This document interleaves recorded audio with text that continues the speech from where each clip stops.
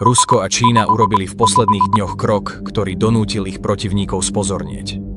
Nie vyhlásením, nie sankciou, ale tichým, presne načasovaným gestom, ktoré sa v bezpečnostných kruhoch neprehliada. Kým navonok ide len o ďalšiu vojenskú aktivitu, v skutočnosti tým obe krajiny vyslali signál, že ich spolupráca už nie je symbolická ani náhodná. A ak sa tento signál číta správne, ukazuje, že rovnováha v Ázii sa nezačína meniť, ona sa už mení. Otázka už neznie, či to niekoho znepokojí, ale kto si ako prvý uvedomí, čo tým Rusko a Čína práve spustili. To, čo sa teraz odohráva v Ázii, nie je izolovaný incident ani jednorazová demonštrácia sily. Je to súčasť širšieho pohybu, ktorý sa skladá z viacerých krokov, vojenských, politických aj strategických, a až spolu začínajú dávať zmysel. Rusko a Čína v posledných týždňoch synchronizujú svoje kroky spôsobom, ktorý tu doteraz nebol bežný. A robia to práve v priestore, kde majú Spojené štáty a ich spojenci najcitlivejšie záujmy. Zároveň rastie napätie okolo Tajvanu. Japonsko mení svoju retoriku a Washington siaha po konkrétnych rozhodnutiach, ktoré už nie sú len varovaním, ale reálnym presúvaním sily. Navonok to môže pôsobiť chaoticky, no keď sa na to pozrieme bližšie, ukáže sa, že ide o prepojený reťazec udalostí. A práve v ňom sa skrýva moment, ktorý je pre USA, Západ aj ich spojencov podstatne vážnejší, než sa na prvý pohľad zdá. Sledujete kanál Za hranicami. Začíname. Let, ktorý nebol náhodou. To, čo Rusko a Čína urobili začiatkom decembra, nebolo len ďalšie cvičenie do štatistiky. Spoločne vyslali do vzduchu stroje, ktoré sa bežne používajú v úplne iných situáciách než pri rutinných hliadkach. Strategické bombardéry schopné niesť jadrové zbrane, lietadlá včasného varovania a sprievodné stíhačky leteli koordinovane v priestore okolo Japonska a Južnej Kórey. Presne tam, kde sa testuje reakčný čas, nervozita aj politická vôľa. Nešlo o narušenie vzdušného priestoru, ale o vstup do identifikačných zón, kde sa ešte nestrieľa, no kde už každá chyba môže znamenať problém. Takéto lety majú jasný význam. Sú navrhnuté tak, aby spustili poplach, prinútili protivníka vzlietnúť, zapnúť radary, aktivovať systémy a ukázať, ako rýchlo a ako koordinovane dokáže reagovať. Japonsko aj Južná Kórea reagovali okamžite, no práve to je súčasť hry. Každý vzlet, každá odpoveď, každé prepnutie systému je dátový bod, ktorý si druhá strana ukladá.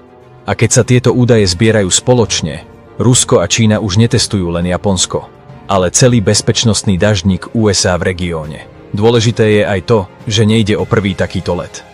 Je to už 10. spoločná misia tohto typu, čo znamená, že spolupráca má rytmus, plán a kontinuitu. A keď sa k tomu pridá prítomnosť ruského lietadla včasného varovania, obraz sa mení. To už nie je len symbolika, ale koordinovaná operácia, pri ktorej sa cvičí prehľad o bojisku v reálnom čase. A práve tu sa to láme. Pretože ak Rusko a Čína dokážu takto spolupracovať vo vzduchu, otázka už neznie, čo presne tým demonštrovali, ale čo všetko si pritom navzájom overili. A to nás posúva k ďalšej vrstve tohto napätia, ktorá s Japonskom súvisí oveľa viac, než sa zdá. Prečo teraz a prečo Japonsko? Načasovanie tohto letu nie je náhodné. Prichádza v momente, keď sa Japonsko prestáva správať ako tichý pozorovateľ a začína hovoriť jazykom, ktorý v regióne dlho neznel. Tokio v posledných mesiacoch otvorene posúva hranice toho, čo ešte donedávna považovalo za politicky nepriateľné. Zbrojí rýchlejšie, investuje do rakiet dlhého doletu a čoraz menej skrýva, že budúci konflikt o Tajvan by sa Japonska netýkal len okrajovo. Práve naopak.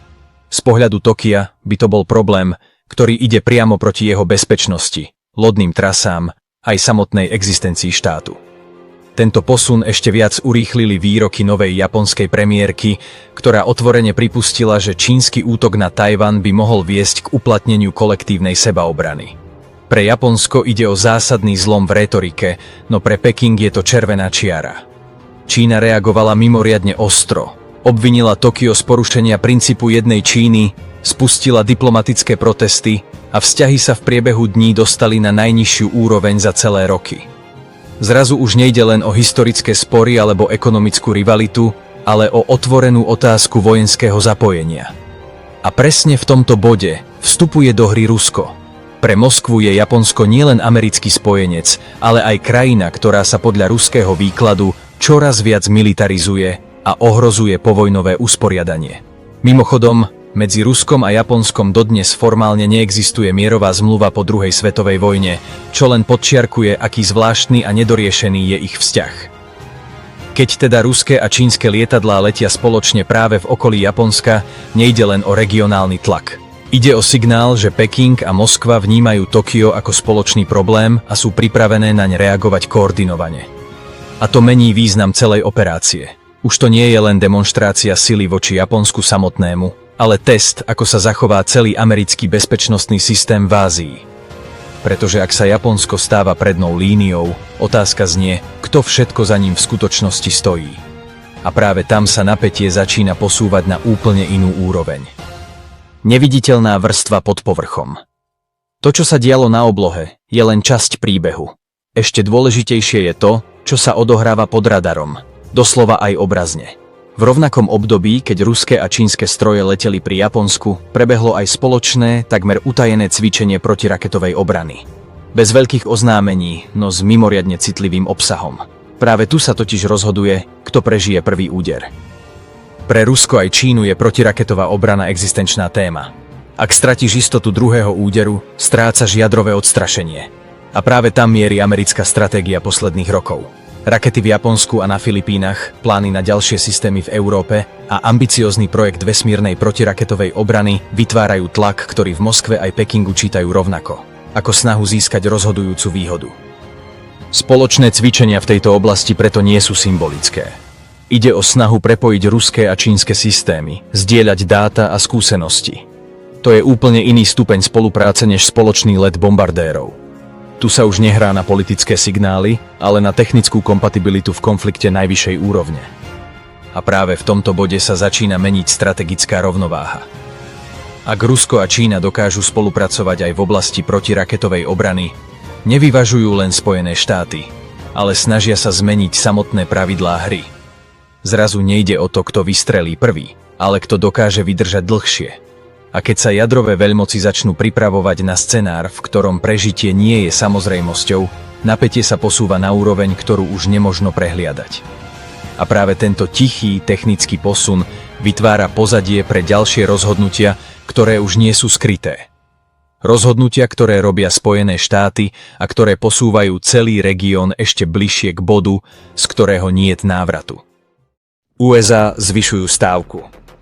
Kým Rusko a Čína posúvajú spoluprácu do technickej a systémovej roviny, Spojené štáty reagujú spôsobom, ktorý už nie je možné prehliadnuť. Len nedávno Washington oznámil predaj zbraní Tajvanu za miliardy dolárov. Nejde o symbolické balíčky ani politické gesto pre titulky. Ide o raketové systémy, húfnice, drony a výzbroj, ktorá má jediný účel – urobiť prípadný útok na Tajvan čo najdrahším a čo najkrvavejším. Týmto krokom USA dávajú jasne najavo, že sa nechystajú ustupovať ani zjemňovať svoju pozíciu. Naopak, posúvajú konflikt z roviny slov do roviny konkrétnych schopností. Z pohľadu Pekingu je to červená vlajka. Každá nová zbraň na Tajvane skracuje časové okno, v ktorom by Čína mohla konať za výhodných podmienok. A čím viac sa toto okno zužuje, tým nervóznejšie sú reakcie. Pre Spojené štáty má však tento krok aj inú, menej viditeľnú cenu. Zbrojenie Tajvanu znamená viazanie kapacít, výrobných liniek a politickej pozornosti v regióne, kde už USA balansujú na hrane. Európa, Ukrajina, Blízky východ a teraz aj Indo-Pacifik. Problém nie je v tom, že by Amerika nemala silu. Problém je v tom, že jej záväzky začínajú rásť rýchlejšie než jej schopnosť reagovať naraz na viacerých miestach. A práve toto Rusko a Čína veľmi pozorne sledujú. Spoločné lety, tiché cvičenia protiraketovej obrany a americké zbrojné balíčky pre Tajvan spolu netvoria chaos, ale vzorec. Každý z aktérov tlačí tam, kde cíti slabinu toho druhého.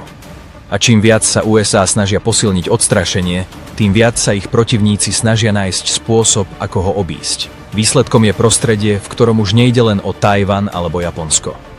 Ide o to, či dokáže jedna mocnosť udržať stabilitu v systéme, ktorý sa jej začína rozchádzať pod rukami.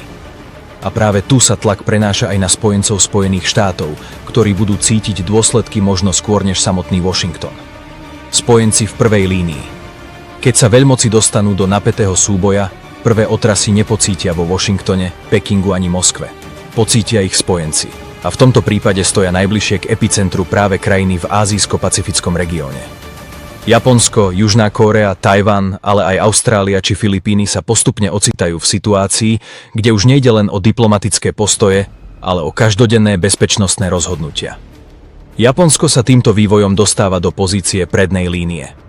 Každý spoločný let ruských a čínskych lietadiel, každé priblíženie k jeho identifikačnej zóne znamená nielen vojenský tlak, ale aj test politickej odolnosti. Tokio musí reagovať, no každá reakcia zároveň zvyšuje riziko ďalšej eskalácie. A čím viac sa Japonsko zapája do otázky Tajvanu, tým viac sa stáva legitímnym cieľom nátlaku zo strany Pekingu aj Moskvy. Južná Kórea sa ocitá v ešte nepríjemnejšej pozícii. Na jednej strane je pevne viazaná na Spojené štáty, na druhej strane čelí tlaku zo Severnej Kórey. Prieniky ruských a čínskych lietadiel do jej identifikačnej zóny nie sú len provokáciou, ale aj pripomienkou, že ak by sa situácia vyhrotila, Seoul by musel riešiť viacero kríz naraz. Pre Tajvan je celý tento vývoj jasným signálom. Spoločné lety, zbrojné balíčky, ostrá rétorika okolo Japonska, to všetko vytvára obraz regiónu, kde sa zvyšuje hustota vojenskej prítomnosti a skracuje čas na rozhodovanie. Tajvan síce nie je priamo súčasťou týchto incidentov, no je ich tichým stredobodom. Každý krok, ktorý sa urobí okolo neho, má priamy vplyv na to, ako bezpečne sa bude cítiť zajtra. A práve tu sa ukazuje širší problém pre Západ. Bezpečnosť Európy a Ázie už nie je možné oddeliť. Ak sa napätie v Indo-Pacifiku vyhrotí, pocítia to aj európski spojenci, cez ekonomiku, cez vojenské kapacity aj cez politické rozhodnutia. A čím viac sa táto realita približuje, tým jasnejšie je, že to, čo dnes vyzerá ako regionálne napätie, má potenciál prerásť do niečoho oveľa väčšieho. Systém pod tlakom. Keď sa tieto udalosti poskladajú vedľa seba, prestávajú pôsobiť ako séria náhod. Spoločné lety Ruska a Číny, tichá spolupráca v oblasti protiraketovej obrany, ostrá rétorika Pekingu voči Japonsku a masívne americké zbrojné balíčky pre Tajvan vytvárajú jeden obraz. Nie obraz blížiacej sa vojny, ale obraz systému, ktorý sa dostáva pod čoraz väčší tlak zo všetkých strán. Spojené štáty dnes stoja pred problémom, na ktorý nemajú jednoduchý recept. Musia odstrašovať naraz v Európe aj v Ázii, upokojovať spojencov a zároveň reagovať na dvoch protivníkov, ktorí si čoraz viac zosúľaďujú tempo aj smer. Nejde o to, že by USA strácali silu. Ide o to, že ich protivníci sa učia, ako túto silu rozťahovať, viazať a testovať bez toho, aby prekročili prah otvoreného konfliktu. Rusko a Čína pritom nemusia dosiahnuť rýchle víťazstvo. Stačí im, ak sa im podarí narušiť predvídateľnosť, zvýšiť nervozitu a prinútiť Západ reagovať na viacerých miestach naraz. Každý spoločný let, každé cvičenie, každé diplomatické vyhlásenie v tomto prostredí zvyšuje riziko chyby. A v systéme, kde sa lietadlá pohybujú blízko seba a rozhodnutia sa robia v minútach, má aj malá chyba potenciál spustiť veľké následky. A práve preto je tento vývoj dôležité sledovať. Nie preto, že by vojna bola nevyhnutná, ale preto, že sa menia pravidlá, podľa ktorých sa jej doteraz darilo vyhýbať. Otázka už nie je, či napätie v Ázii stúpa. Otázka je, ako dlho dokáže tento systém fungovať bez toho, aby niekde povolil. A keď sa tak stane, rozhodujúce už nebude, kto chcel konflikt, ale kto ho včas nedokázal zastaviť. Záver. Posun, ktorý sa nedá vrátiť. To, čo dnes sledujeme v Ázii, ešte nie je vojna. Ale už to nie je ani stabilita, na ktorú bol svet zvyknutý posledné 10 ročia. Rusko a Čína posúvajú svoju spoluprácu z roviny symbolov do roviny systémov. USA reagujú konkrétnymi zbraňami, nie slovami. Japonsko mení jazyk, spojenci menia výpočty a región sa zaplňa vojenskou technikou. Najdôležitejšie na tom je, že tento proces prebieha postupne. Bez jedného veľkého momentu, bez jasného bodu zlomu, ktorý by bolo možné spätne označiť prstom. Práve to ho robí nebezpečným. Každý krok je ešte obhájiteľný. Každé rozhodnutie má svoje vysvetlenie. No keď sa tieto kroky spoja, vytvárajú dynamiku, ktorú už nikto nemá úplne pod kontrolou. A preto nejde len o Tajvan, len o Japonsko, alebo len o jeden spoločný let bombardérov. Ide o to, že sa mení spôsob, akým veľmoci testujú hranice, ako viažu kapacity svojich protivníkov a ako pripravujú pôdu pre krízy, ktoré nemusia vzniknúť úmyselne. Otvorená otázka dnes neznie, kto by v takomto konflikte vyhral. Otázka znie, či si niekto dokáže byť istý, že ho dokáže včas zastaviť. A presne to je moment, ktorý stojí za pozornosť. Lebo keď sa napätie stane novým normálom, prvý skutočný zlom už zvyčajne neprichádza s varovaním.